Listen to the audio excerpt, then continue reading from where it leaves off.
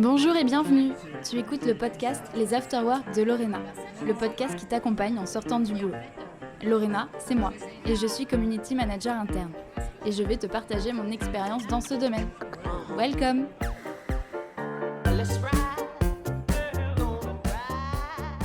Bonjour à tous et bienvenue pour ce nouvel épisode de votre podcast Les Afterworks de Lorena. Pour les nouveaux qui nous écoutent, je me présente un petit peu. Bon, vous l'aurez compris, je m'appelle Lorena, je travaille dans le domaine de l'engagement des collaborateurs au sein d'une grande entreprise française. Et récemment, j'ai publié un ouvrage qui s'appelle « Les dessous dans l'engagement en entreprise » aux éditions Ellipse. Et en fait, pour cet ouvrage, je me suis entourée d'une dizaine de co-auteurs très engagés. Et il faut bien, parce que je dis souvent que pour parler d'engagement, il faut soi-même l'être.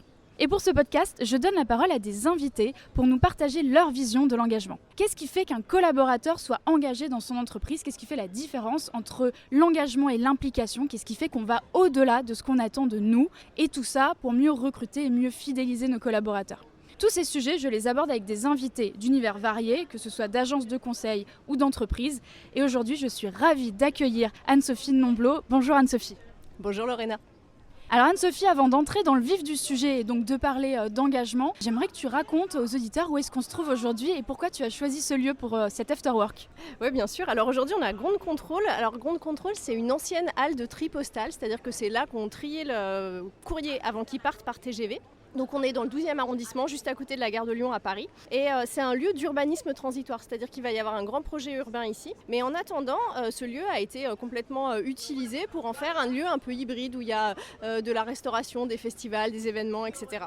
Et moi, c'est un lieu que j'aime bien parce que c'est un endroit où les gens se rencontrent, il y a des idées qui se partagent, qui se créent. C'est un endroit qui met un peu l'utopie à l'honneur, qui imagine des futurs souhaitables et qui a aussi des valeurs qui me touchent. Il y a des actions culturelles, comme les festivals, environnementales, il y a du compostage, des ateliers pour les enfants, des animations, etc. Puis c'est un lieu social aussi où il y a dans les spots de cuisine, il y a de la cuisine de réfugiés en fait, qui font découvrir leur cuisine.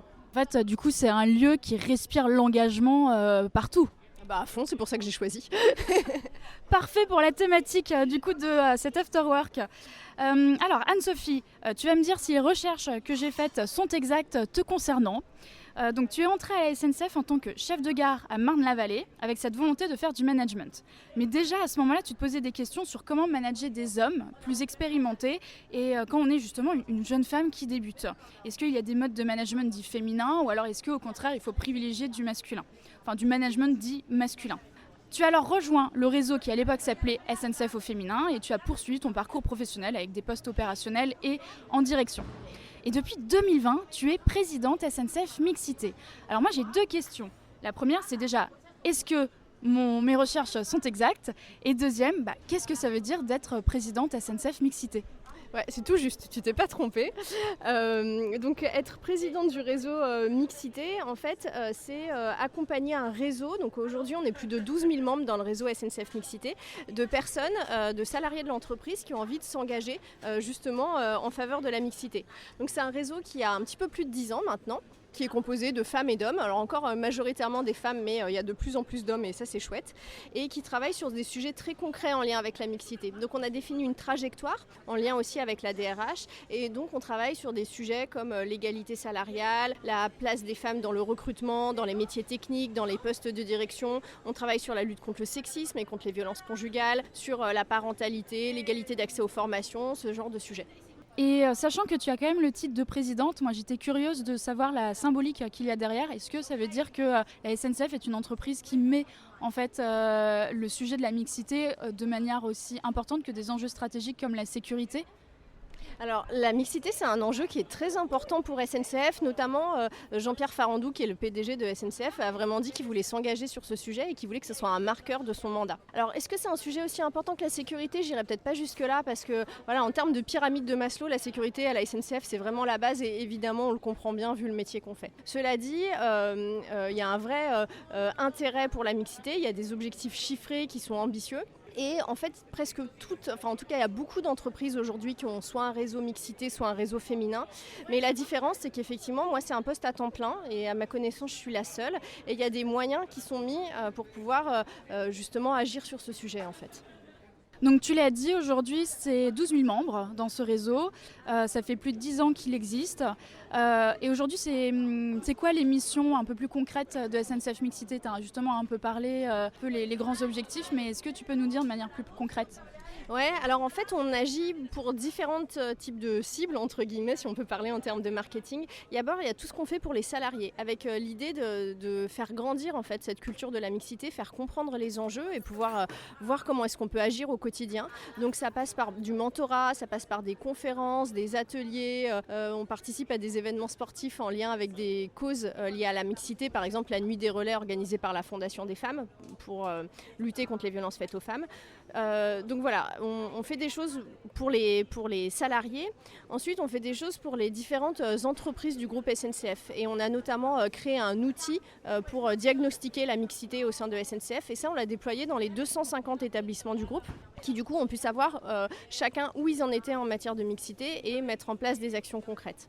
Ensuite, il y a ce qu'on fait pour le groupe de manière générale et notamment définir cette trajectoire mixité, la piloter en lien avec les différentes directions des ressources humaines. Et puis, il y a aussi ce qu'on fait au-delà du groupe et notamment, il y a plusieurs choses. On cherche à agir sur les stéréotypes à l'orientation parce que dans nos métiers qui sont très techniques, on voit bien qu'il y a peu de filles qui postulent en fait sur nos offres. Donc, on a un sujet de dire comment est-ce qu'on incite les filles à aussi aller voir les métiers un peu techniques, les métiers scientifiques, etc. Donc on intervient dans les écoles, par exemple, sur ces sujets-là, dans les collèges et dans les lycées. On travaille aussi avec les fondations et les associations, parce qu'il y a beaucoup d'associations qui sont engagées sur le sujet de la mixité. Donc, par exemple, avec la Fondation des femmes, on a fait un train pour l'égalité l'année dernière. Et puis, enfin, on travaille aussi en réseau avec justement les autres réseaux féminins et mixité pour pouvoir partager nos bonnes pratiques, se challenger, trouver des idées à déployer ensemble, etc. Et justement, par rapport aux autres réseaux qui existent, tu parles de réseaux internes ou de réseaux dans d'autres entreprises? Et du coup, je poursuis un peu ma question, c'est est-ce que tu sais s'il y a d'autres réseaux de ce type-là dans d'autres entreprises, voire même à l'étranger? Est-ce que vous allez voir autre part ce qui se passe? Ouais, complètement. Il y en a beaucoup des réseaux de ce type. Il y a soit des réseaux d'entreprises comme le nôtre, et il y a beaucoup d'entreprises qui en ont. Il y a aussi des réseaux sectoriels. Par exemple, on est membre de Femmes en Mouvement, qui est un réseau qui rejoint justement les femmes qui sont actives sur les sujets des transports. Il y a des réseaux européens, effectivement, sur le sujet des transports, comme Women in Rail. Donc effectivement, il y a plein de structures différentes. C'est assez foisonnant en fait sur ce sujet. Okay. Et donc il y a des bonnes pratiques à prendre un peu partout, j'imagine. Complètement. Et justement, tu parles de conférences, de mentorat, de tout ce que vous mettez en place. Est-ce qu'il y a une conférence qui a été mise en place et qui a marqué un peu les personnes du réseau? Écoute, il y en a plusieurs. Moi, je pense à une conférence qui m'a marquée. On a fait une conférence avec le juge Durand qui préside la Civise, en fait, qui est le comité interministériel de lutte contre l'inceste. Et on peut se dire que c'est un sujet qui est un petit peu loin de la balle par rapport à la mixité, mais en réalité, souvent mixité et parentalité sont des enjeux liés. Et donc il est venu parler du rôle de la Civise, du tabou de l'inceste, des conséquences que ça pouvait avoir pour les enfants qui étaient concernés et les enfants qui deviennent adultes. Et je t'avoue que cette conférence, elle m'a bouleversée en fait.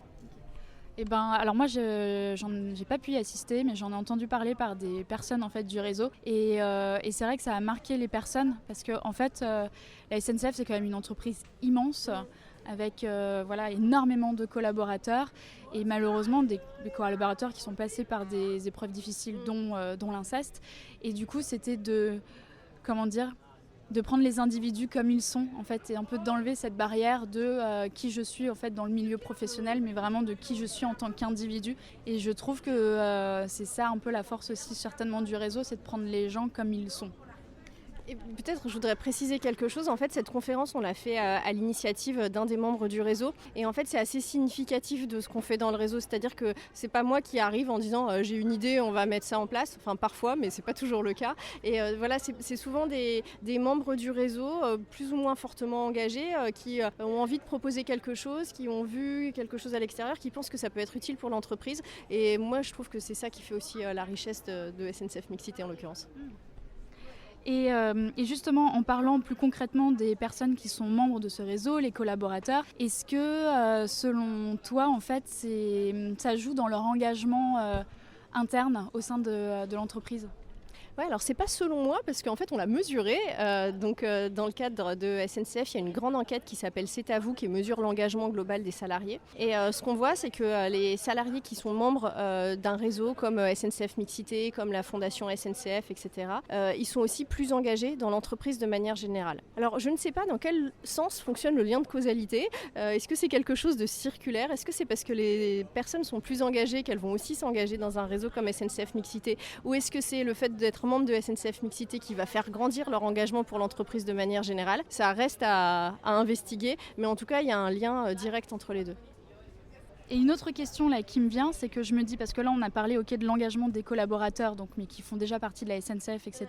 Est-ce que tu penses que avoir un réseau de ce type pour une entreprise, aujourd'hui ça peut être un filtre pour les futurs candidats qui vont choisir en fait telle ou telle entreprise pour candidater et rejoindre une entreprise en fonction de ses engagements, de ses valeurs? Alors on le sait, le salaire reste un critère numéro 1, ça n'a pas changé, mais justement moi j'imagine que les engagements, que ce soit sociétal, écologique ou autre, peut être une sorte de pré-filtre dans la candidature de quelqu'un. Ouais, ce qu'on voit en fait, c'est que le rapport de force entre guillemets entre l'employeur et le candidat a évolué dans les dernières années, c'est-à-dire que avec de moins en moins de chômage, les candidats ont de plus en plus de choix. Donc effectivement, il y a des sujets de base comme la rémunération, les conditions de travail, etc. Mais chacun et chacune peut de plus en plus choisir une entreprise qui a du sens pour lui ou pour elle, qui partage ses valeurs, où la personne trouve que cette entreprise est utile à la société, etc. Et effectivement, dans le partage des valeurs, il y a les enjeux RSE de manière générale et effectivement, il y a de plus en plus de candidats qui sont sensibles aux valeurs de diversité de l'entreprise et à cette notion assez fondamentale qui est est-ce que je vais pouvoir être qui je suis vraiment au sein de l'entreprise en fait? Est-ce que je vais être obligée de jouer un rôle ou est-ce que je vais pouvoir être qui je suis vraiment? Et je pense que le fait qu'on ait un réseau SNCF Mixité ou une association comme GAR, qui est l'association LGBT du groupe, c'est des marqueurs forts que oui, tu peux être une femme dans les métiers techniques à la SNCF, tu peux être gay et t'épanouir dans ton boulot, etc. Et je trouve que c'est important. Et du coup, moi, je me pose encore une question, tu vois, par rapport à tous ces enjeux un peu de société, parce que dans le livre du coup que j'ai écrit, il y a une intervention de Marion Darrieutor qui vient de l'agence The Arcane, et en fait, elle explique que la posture du patron, en tout cas du PDG, a changé aujourd'hui, notamment par rapport aux crises en continu qu'on vit, et que aujourd'hui, on demande souvent à des patrons, que pensez-vous de la crise écologique, que pensez-vous de la crise en Ukraine, etc., enfin de la guerre en Ukraine, et justement que pensez-vous, mais que faisiez-vous en fait pour ça? Et la question que je me pose, c'est que est-ce que justement les entreprises aujourd'hui doivent, entre guillemets, c'est presque un devoir, se positionner sur des grands enjeux comme ça, et peut-être comme l'égalité entre les hommes et les femmes, pour accompagner les collaborateurs ou les guider sur ces sujets? En matière de RSE, on parle souvent du triangle de l'inaction. En fait, c'est le fait que entre les politiques, l'entreprise et les citoyens, chacun se renvoie la balle de la responsabilité et de moi j'aimerais bien, mais en gros il faut que les autres le fassent à ma place en quelque sorte. Et en fait, sur les enjeux de mixité, ça fonctionne un peu de la même façon.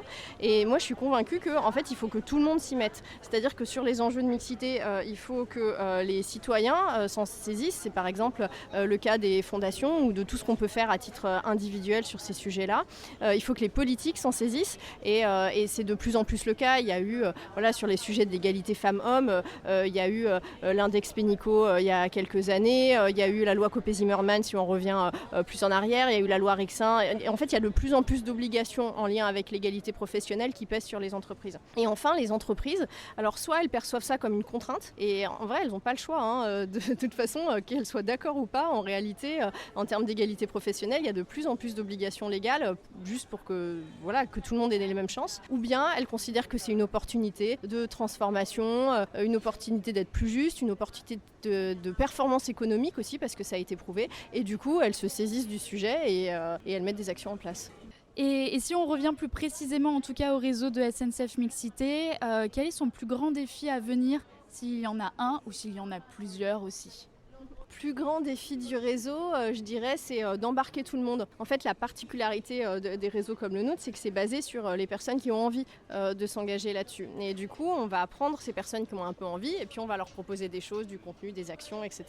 Mais il y a aussi des gens qui ne s'engagent pas sur ces sujets-là parce que des personnes qui ne sont pas convaincues, qui ne voient pas forcément leur intérêt, etc. Donc un autre plus grand défi, je pense que c'est de réussir à embarquer tout le monde. Tu vois, quand on traite de sujets comme le sexisme, si tu as des managers notamment qui ne sont pas convaincus que c'est important de lutter contre ça, du coup ils ne vont pas prendre de mesures là-dessus, ils vont peut-être avoir des biais en matière de recrutement, en matière de promotion, etc. Donc en fait on ne peut pas se contenter seulement des personnes qui sont motivées et engagées sur ce sujet en fait.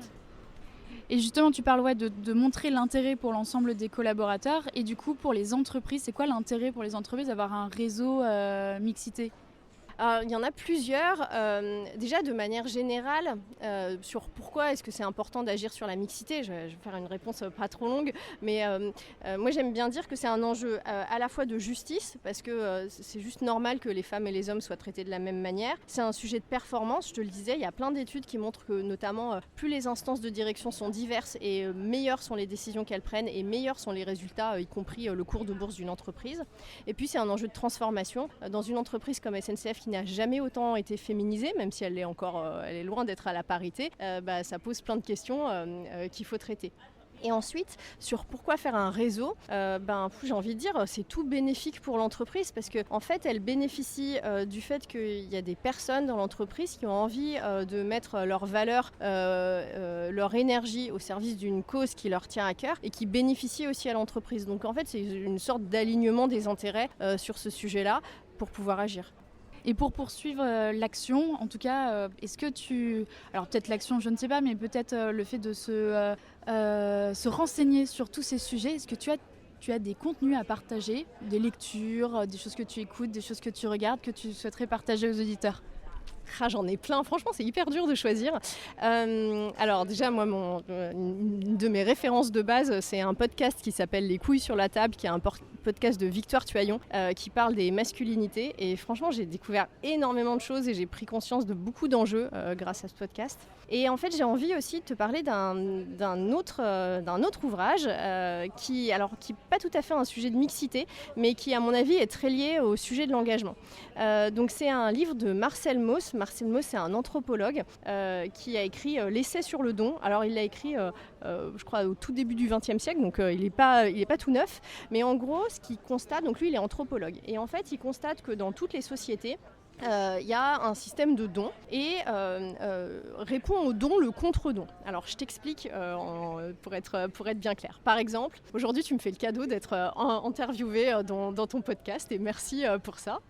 Donc tu me fais un don, je le reçois et donc je te remercie. Et plus tard, à un autre moment qui n'aura rien à voir, je vais faire un contre-don. C'est-à-dire que je sais pas, je vais lire un truc qui m'intéresse et je pense que ça va t'intéresser, je vais te l'envoyer ou je vais t'offrir un café ou je ne sais pas, on verra.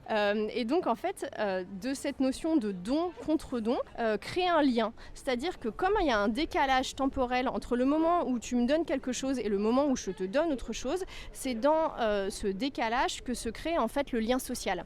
Et quand on parle d'engagement d'entreprise, je pense qu'il y a vraiment quelque chose qui se passe à ce niveau-là. C'est-à-dire que soit on peut considérer que le contrat de travail, c'est quelque chose de très, commercial, c'est-à-dire que tu me donnes une rémunération et je te donne des heures de travail correspondant à cette rémunération. Soit je vais considérer que je peux donner à l'entreprise et que l'entreprise peut me donner. Typiquement, en étant membre du réseau SNCF Mixité, je vais avoir l'occasion de, développer des nouvelles compétences, de rencontrer des gens, etc. Et je peux considérer que c'est quelque chose que me donne l'entreprise et je vais avoir envie de donner en retour et de mettre de l'implication, proposer des actions, rencontrer des gens et faire bouger les choses, etc. Donc tout ça pour te dire que je pense que c'est une notion qui est assez importante dans le sujet de l'engagement, que j'ai d'ailleurs expérimenté moi-même parce que j'ai été intrapreneuse en fait dans le cadre de SNCF Mixité. J'ai créé avec des collègues la boutique Eco, qui est un site d'économie circulaire au sein de SNCF. Et le fait de pouvoir le faire, je l'ai vraiment perçu comme un cadeau de l'entreprise et qui m'a donné envie d'en faire plus, de faire différemment. Et c'est pour ça que je suis devenue présidente du réseau en fait. Ok, et quand on parle de ça, de don contre don, qu'est-ce que ça veut dire pour SNCF Mixité? Est-ce que c'est quelque chose que vous étudiez? Est-ce que c'est quelque chose auquel vous allez penser à mettre en place des actions? Je ne sais pas. Non, on ne l'a pas étudié en tant que tel, à part ce que je te disais tout à l'heure sur la mesure de l'engagement des salariés. Mais c'est peut-être une idée, je vais regarder ce qu'on peut en faire. En tout cas, on se donne rendez-vous pour un café, c'est ça, pour plus tard? Dernière question, Anne-Sophie. C'est jamais la plus simple, souvent, que je pose aux personnes qui viennent devant ce micro. C'est en gros, SNCF Mixité, si tu devais faire un peu son portrait chinois en lui donnant une couleur, une image, un personnage, ce que tu souhaites, quelque chose qui te vient à l'esprit, qu'est-ce que ce serait et évidemment pourquoi? C'est vrai que c'est une question qui n'est pas facile. J'ai envie de dire que pour moi, ça serait une œuvre collective en fait. Quelque chose d'assez monumental, parce que je pense qu'on peut faire quelque chose de vraiment fantastique au bout, mais où chacun vient apporter une petite pierre, une petite touche, et il y a certains qui vont être les maîtres d'ouvrage, et puis d'autres qui vont juste apporter une petite touche de peinture, et c'est pas grave, chacun en fait amène ce qu'il a envie d'amener, l'amène au moment où il a envie d'amener, et tous ensemble, ça fait bouger la société. Bon ça va en fait comme question, la réponse est parfaite. On arrive à la fin de cet afterwork, donc moi je tenais vraiment à te remercier Anne-Sophie parce qu'on aurait pu continuer encore longtemps, c'est des sujets passionnants. Je tenais à te remercier très personnellement parce que grâce à toi j'ai pu mixer deux choses qui moi m'intéressent beaucoup, c'est-à-dire l'engagement de collaborateurs et qu'est-ce que ça veut dire, et des valeurs profondes que sont la mixité et l'égalité entre les femmes et les hommes.